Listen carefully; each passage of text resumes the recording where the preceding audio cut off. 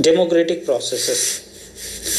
This unit deals with the democratic processes in the country. As we are concerned with India, we have to address ourselves to the meaning of the word democratic process. Though it may sound tautological at most basic level, we are concerned with the various processes of democracy. It means that we are concerned with the working of democracy. In other words, our focus should be on the working or operations of the elements, components, etc. of democracy. This leads us to a deliberation over the concept of democracy. For only when we know well as to what democracy really is, can we comprehend its process. It is to this aspect that we turn our attention now. Democracy, concept and meaning. Democracy over India over time has become a much used and abused term. It has come to mean different things in different people. In the process, one tends to be confused as to what democracy really is. To be able to grasp the essence of the concept, it is better to go into its historical background. Democracy, by a popular consensus, is supposed to have Greek origins. In fact, the word democracy comes from the Greek word demos, which means the people. Now, what did this mean in ancient Greece? The Greek city-state of Athens is supposed to be the first practitioner of the democracy in the world. Here the people or the citizens participated in the affairs of the state, matters of governance. Democracy was thus popular and political participation juxtaposed against state affairs. This type of democracy came to be known as direct democracy, in contrast to representative democracy. Democracy as we know it today, in the representative type of democracy, the type prevalent in India, UK, USA, France, etc., instead of citizens themselves directly participating in statecraft, elect their representatives to conduct the business of running the state. For this reason, representative democracy is also sometimes known as elective democracy or indirect democracy. Great Britain or the United Kingdom, to use its more modern name, is the mother of present-day representative democracy. Democracy here followed to topsy-turvy route involving a prolonged people's struggle against the monarchy, eventually leading to the well-known Westminster parliamentary democracy. Representative or elective democracy is now the universal norm, though it may exist in different forms, viz. Parliamentary or presidential. India is an example of the former, while the USA is an illustration of the latter. Thus, looking into the history of democracy, we find that it has travelled a long way from the direct democracy of ancient Greece to the present-day representative democracy of the United Kingdom and other countries. However, all through it has implied popular and political participation in the affairs of the state, with political participation being based on the elective principle and also on liberty and equality of citizens. Having dealt with the history of concept, albeit briefly, we can pay some attention to the various perspectives of democracy. This would facilitate a better understanding of democratic processes. The main focus of the present unit, various perspectives. Broadly, one has the liberal and the Marxist perspectives to contend with and their various variations. The liberal perspective lays more emphasis. This is in fact a point of criticism by the Marxists on political equality. While the Marxist perspective stress socio-economic equality, the liberals and the Marxists have always had dramatically opposite views on what democracy is. The liberal vision of democracy, with its concomitant of adult franchise, periodic elections, individual autonomy, rule of law, and equality before law, is contemptuously dismissed by followers of Karl Marx as a Borgias phenomenon. The liberals, on the other hand, dismiss democracy practiced in countries such as the People's Republic of China and the erstwhile Soviet Union as a sham, false democracy. Here we are not concerned with which of the above two perspectives is correct, closer to reality. What should matter for you is the knowledge that there are different perspectives on democracy. Also, the fact that though there are wide divergences between the two perspectives, there is some meeting around between the two. This brings us to the generally accepted meaning of democracy. Defining democracy. Though liberalism, Marxism, and their various offsprings differ significantly on the meaning of democracy, yet both are in agreement on the following. Number 1. Popular and political participation in statecraft. Number 2. Equality among citizens. Liberty too figures here, though the Marxists have a very different view of it. In fact, as you might have gathered from the preceding subsection, the differences between liberalism and Marxism actually stem from the points of agreement given above. That is, the liberals and the Marxists differ on the nature and extent of popular and political participation and, as already mentioned, on the notions of equality and liberty. But that as it may, you can keep the following formulations in mind whenever you study about democracy, viz. Democracy is equal to popular and political participation in statecrafts plus equality among citizens plus liberty. State institutions and non-state actors. Democratic process, or alternatively, the working of democracy in any country entails a consideration of those state and non-state actors that concern themselves with the issue of popular and political participation, equality and liberty. Having said this, under the category of institutions, one can include the organs of government, the election machinery and local self-governing institutions. The non-state category essentially comprises the civil society, which in turn comprises pressure groups and lobbies, NGO and people's movements. Thus, a look into the democratic process in India requires an examination of all the above listed components. This is what has been done in the remainder of this unit. State constitutions and democratic process. Having gained an insight into the concept and meaning of democracy, we can now go into details of the process of democracy as mentioned at the beginning of this unit. When we talk of the democratic process, we are really concerned with the working of democracy, or alternatively the operational dynamics of democracy.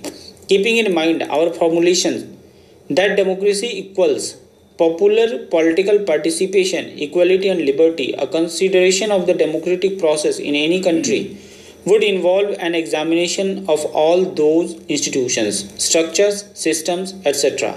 that concern themselves with the core features of democracy mentioned before.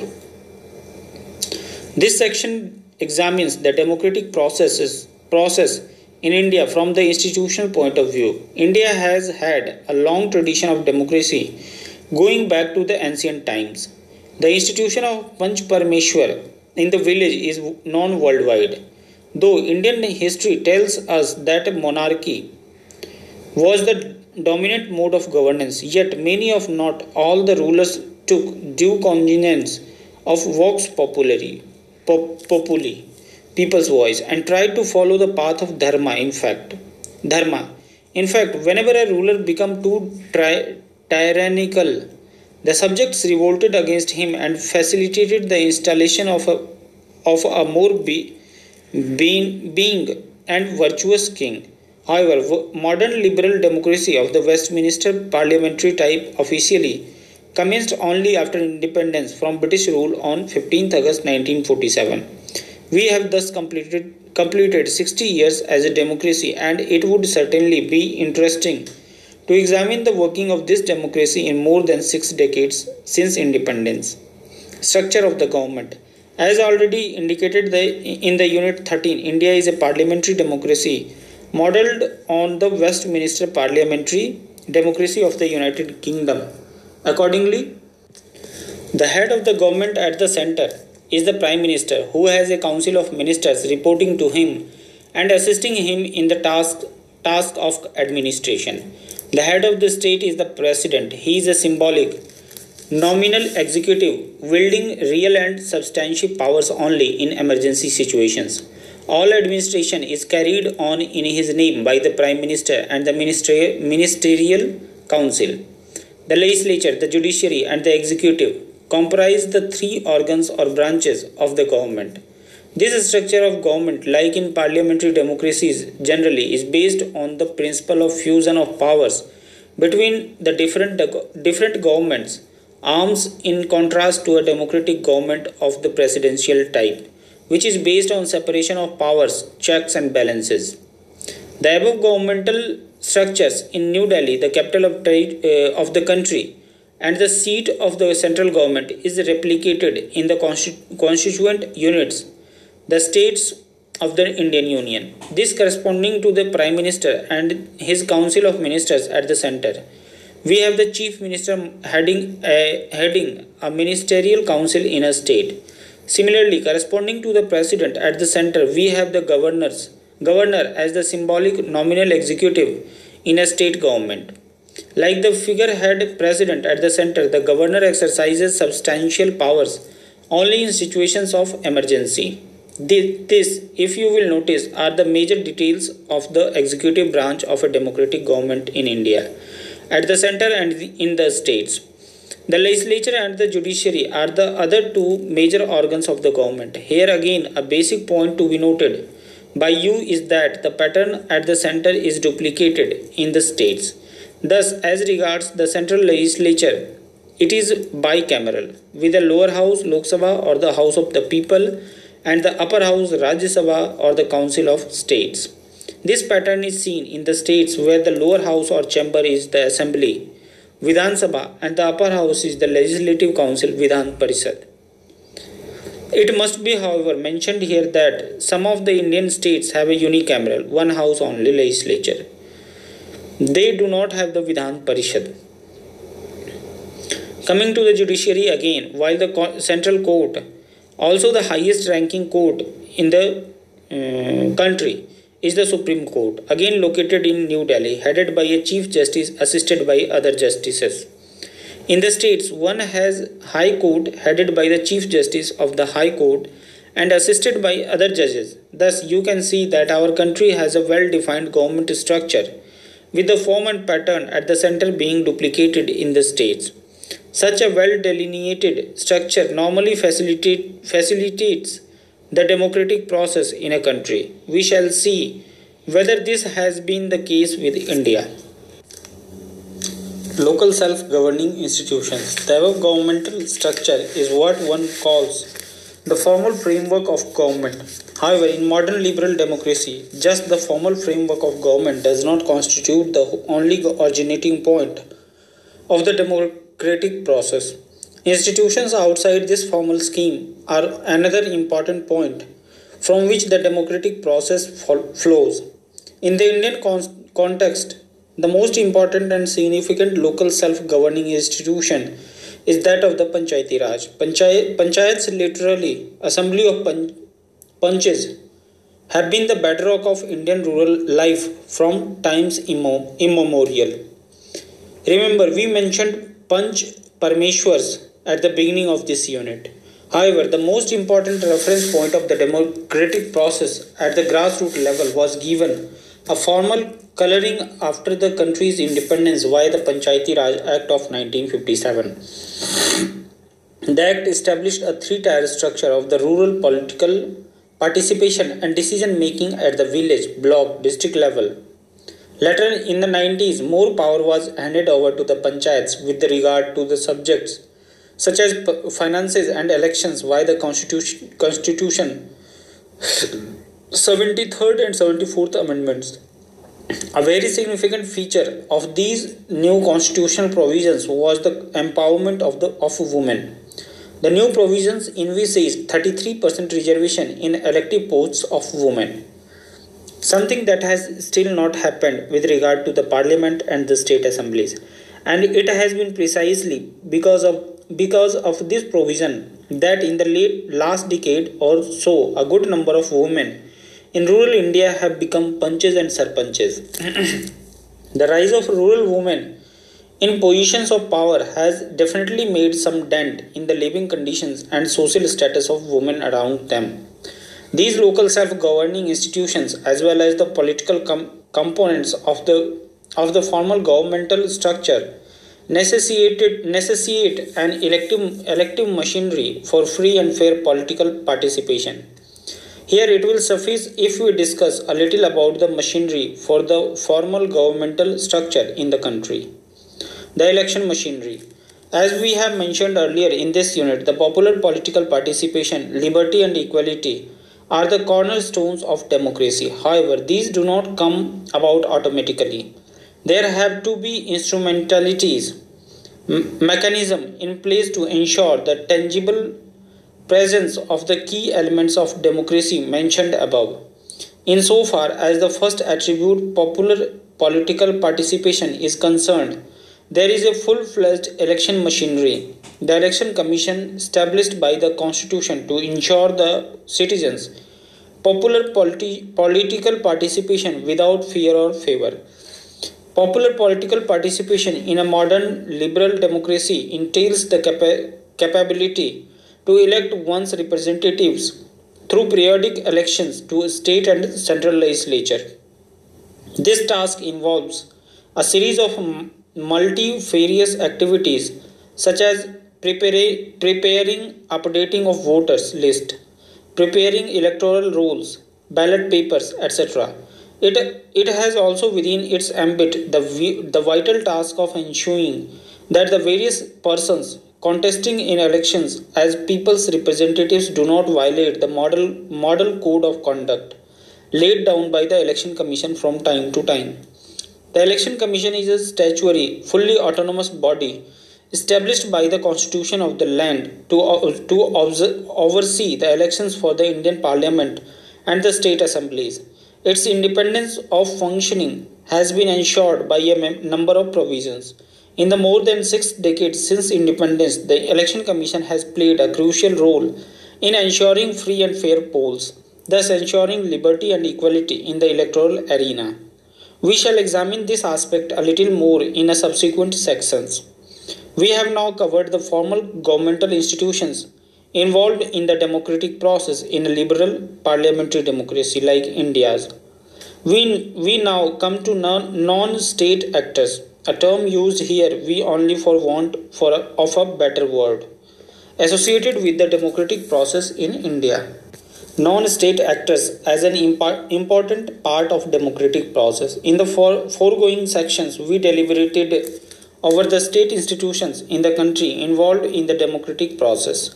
However, as already pointed out, the state institutions organs of government for instance are not the only originator of the democratic process in a practicing democracy.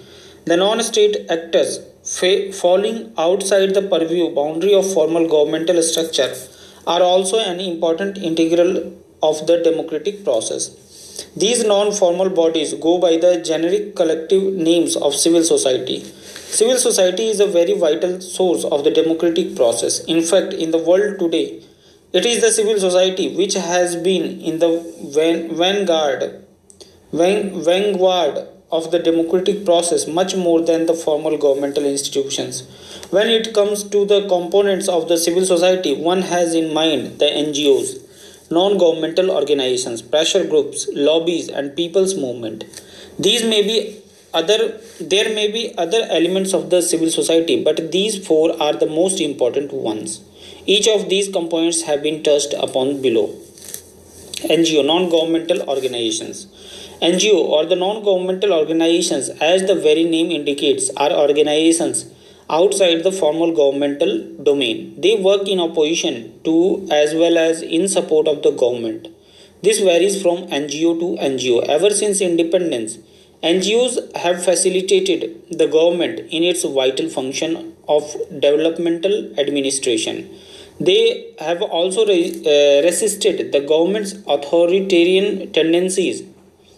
There are NGOs which, even though outside the formal governmental structure, gets fund from the government for their day-to-day functioning. However, such NGOs obviously have not been able to expose the governmental malfeasance the way those NGOs who have their own independent sources of funds have over the years. Pressure groups and lobbies. Pressure groups and lobbies, as already pointed out, are crucial components of the civil society and play their due role in the democratic process. These groups' lobbies are distinguished from political parties by the fact of not holding elective political office. While parties are in the forefront, groups and lobbies work behind the scenes, so to say, and often wield more influence on policy making implementation than the recognized political parties. Pressure groups lobbies generally work towards the promotion of certain specific interests. In a modern liberal democracy such as India, the press, business, students, women are some of the important groups of public lobbies. People's movement. Movements or people's movement, to use the more appropriate term, have played an important role in strengthening the democratic process in the country. In the Indian context, in the period after independence, one can cite the examples of Chipko movement, the Narmada Bachao Andolan, spearheaded by Medha Patkar and others. The anti-Iraq movement in Andhra Pradesh, led by the rural movement and others. A movement has, as you might have gathered, can be initiated by a single individual or a group of individuals and has a specific objectives. Movements in the post-independent period have helped to crystallize people's grievances against the government of the day and also to sensitize the rulers of Indian democracy about the real needs of the people. We shall give you some more relevant details in the section on the overview and appraisal of democratic process that follows now. Appraisal and overview. In the preceding sections, you have read about democracy and the democratic process. The components of democratic process, institutional, non-institutional, and state/non-state have been made familiar to you. While dealing with the various integrals of the democratic process in a country like India, the formal governmental structure, local self-governing institutions, and civil society, we have also to an extent touched upon the operational dynamics of these various integrals. These operational dynamics are what really constitute the process of democracy. It is therefore only fair that we pay some detailed attention to these dynamics. Starting with the formal governmental structure, since independence, the three organs of the government, legislature, judiciary, executives, including the bureaucracy, have had an average moderately good track record in terms of functioning in a democratic manner and facilitation of popular political participation along with the promotion of liberty and equality. In the post-independent period, the governments of the day, both at the center and in states, have enacted several legislations towards equality and liberty of the citizens. Evil social practices continuing for centuries, such as untouchability, have been banned through various acts. Seats have been reserved in educational institutions, employment of weaker marginalized sections of the population, such as scheduled castes, tribes, as well as other backward castes, OBCs. These sections have also been granted various types of scholarships as well as reimbursement in fees for pursuing their education at various levels. They have also been granted relaxation in age for competing for government jobs. As for the women who constitute nearly half of the population, the practice of dowry was banned way back in 1961. In several states of Indian Union, measures have been taken to provide free education to girls up to a certain level in government-run schools.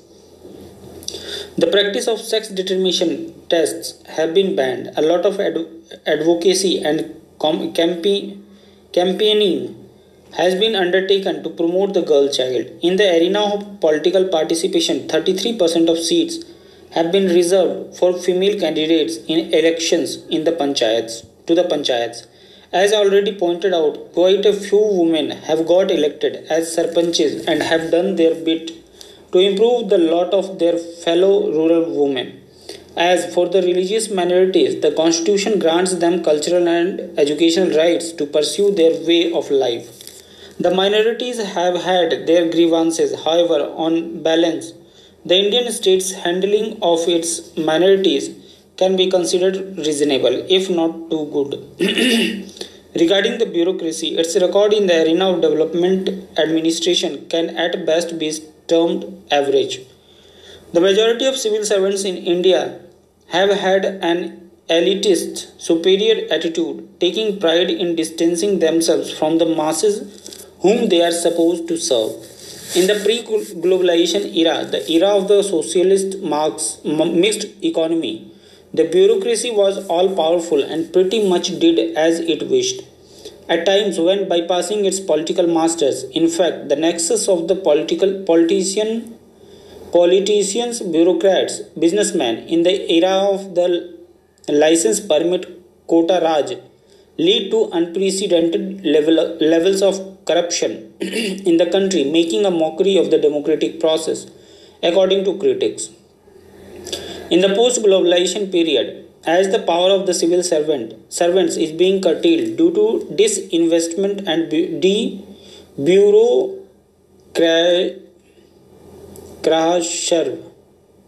there has been an improvement in atmospherics. Now, one often hears a lot about citizen-friendly administration and of administrators becoming facilitators.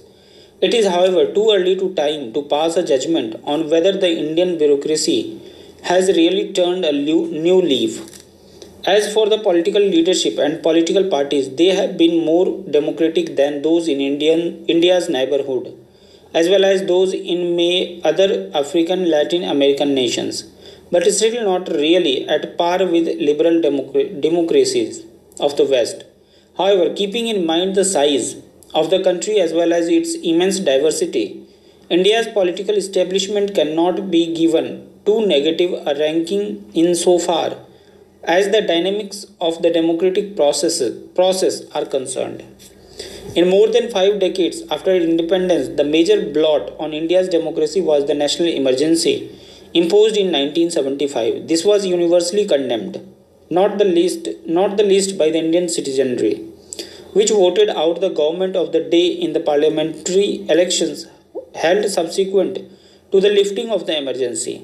Coming to the judiciary, the other major components of the formal governmental structure, it has by and large upheld the rule of law and the principle of equality before law. In recent years, judiciary led by the apex court of the country, the Supreme Court, has been in vanguard of protecting the citizens' democratic rights, so much so that the term judicial activism has came into vogue. The Supreme Court itself has taken due cognizance of many 8 public interest litigations (PIL) filed by private citizens groups and pronounced far-reaching judgments strengthening the democratic process in the country. It may be mentioned at this juncture that arguably the most heartening feature of the democratic process in the country has been the democratic spirit, which is deeply embedded in the voice of majority of its citizens. This spirit has been most significantly reflected in the exercise of the voting right to throw out any government that has been authoritarian, unresponsive to the citizens' demand. As already mentioned, in independent India's history, the most notable instance of this has been the defeat of the Congress party under the late Prime Minister Indira Gandhi after the emergency experience of 1975 to 77. Indian elections have often been great travelers in that the rich and powerful have lost high political office through the democratic exercise of vote by the poor and the marginalized. In this sense, though a bit narrow, Indian democracy has certainly been a shining example for others. So much for the operational aspect of the formal governmental structure in independent India. Now coming to the local self-governing institutions. We have already discussed in some detail about the Panchayati Raj system introduced in India in the late 1950s. The Panchayati Raj system in rural India has been a reasonably effective exercise in devolution of governmental power. The mere fact of devolution of governmental power at the grassroots level has strengthened the democratic process in the countryside. The Panchayati Raj system has also facilitated the task of development administration in that it has speeded up the delivery component of various poverty eradication programs. We now come to an overview and appraisal of the election machinery, which as we pointed out in section 14.4, is a vital component of any functioning democracy. The main point when appraising the working of the Central Election Commission of India is that though it is a fully autonomous statutory body created by the Constitution, it is only in the last decade or so that it has really become a watchdog of Indian democracy. To be precise, of the various political parties and the candidates put forth by them for elective political office. This has been largely due to the efforts of the former Chief Election Commissioner. In fact, polls are now being conducted fairly and freely, and this can be considered possibly the biggest achievement of India's democratic process.